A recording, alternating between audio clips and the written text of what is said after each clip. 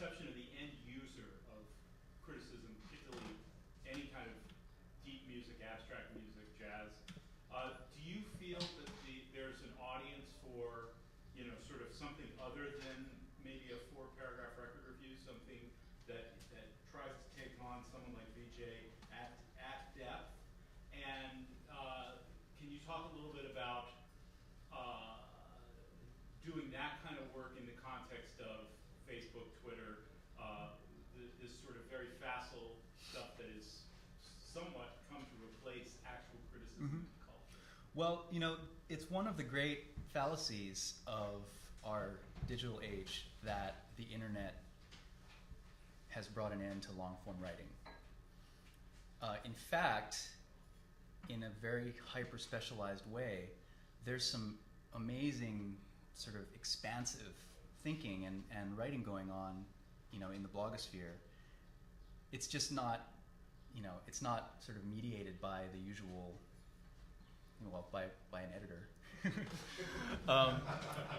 And do you actually, feel like that's to the detriment of the work or not? No, not at all. In fact, one of the things I've been most excited about in the last, I'll say 3 years, is the outpouring of writing coming from musicians. And in fact, some of the best jazz writing that I've read in the last year was on Ethan Iverson's blog, Do the Math. He's the pianist in the Bad Plus. There's a big band composer named Darcy James Argue, who's also a prominent blogger. There are people who will, Ethan Iverson is like a madman. He'll say, okay, I don't think anybody has written, the definitive thing about Lenny Tristano, and sort of from a contemporary vantage point. And so he'll then, spend weeks he'll interview people. I mean, it's really admirable the sort of depth that he's able to to mine to put this stuff up. And the end result is like 9 or 13,000 word critical essays, sometimes with clips and with transcriptions for the musicians who are reading. And our general readers shouldn't be reading that. There's no access point for someone who isn't already kind of halfway there.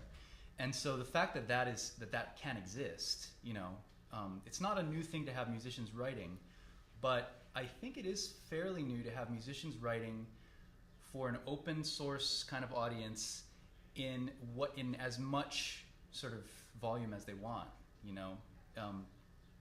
That there's no restriction on it at all. And when you find a kind of exacting mind like Iverson, or like Vijay Iyer,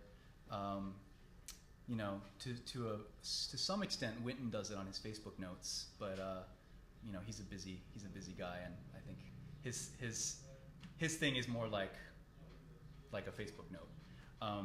So I think that we're coming to more and more of that. And one of the things that, in my own experience, I started a blog. I finally caved, and I started a blog in the summer, in June. And I should say I wasn't a holdout for technological reasons. I learned HTML right upstairs here in '95.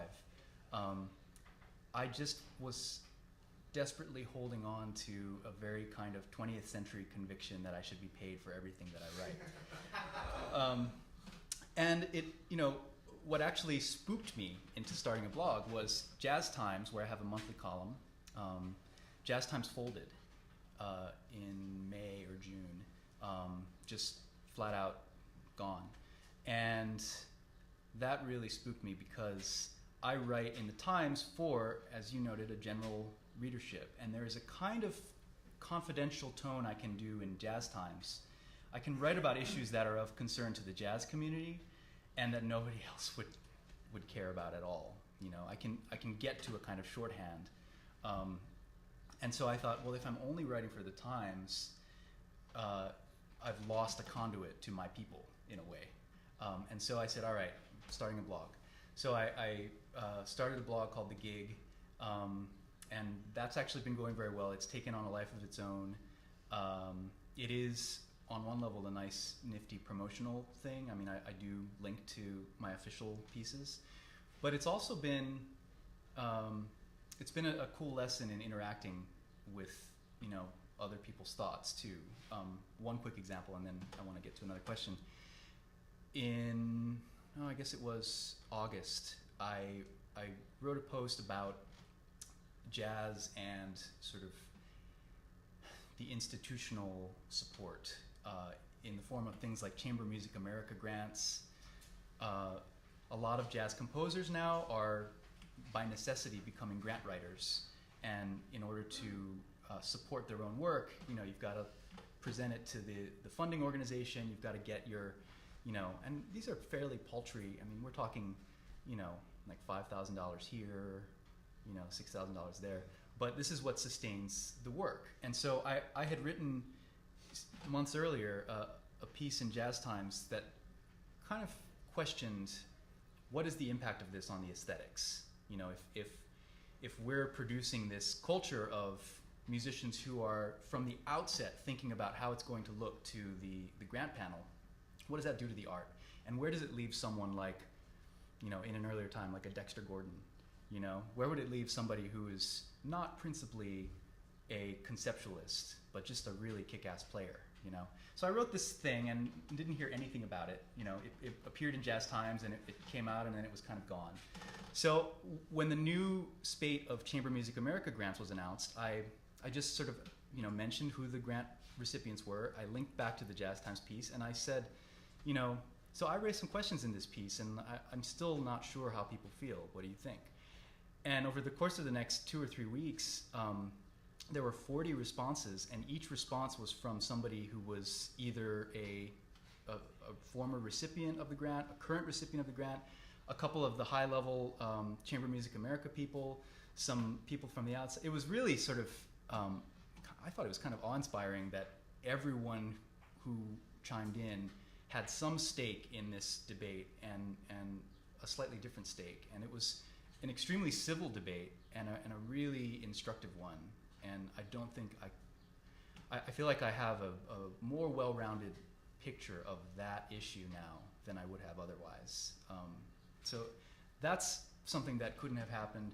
You know, first of all, that piece, that question, if I had posed that question in the pages of the New York Times, you know, it's like the power of the institution landing on this thing. You know, it's like people would read it and say, oh, well, the jazz critic at the Times is saying that jazz shouldn't be getting these nonprofit subsidies, you know. So let's pull these. You know, you just can't do that. But on the blog format, it's, you know, I think it's sufficiently distanced.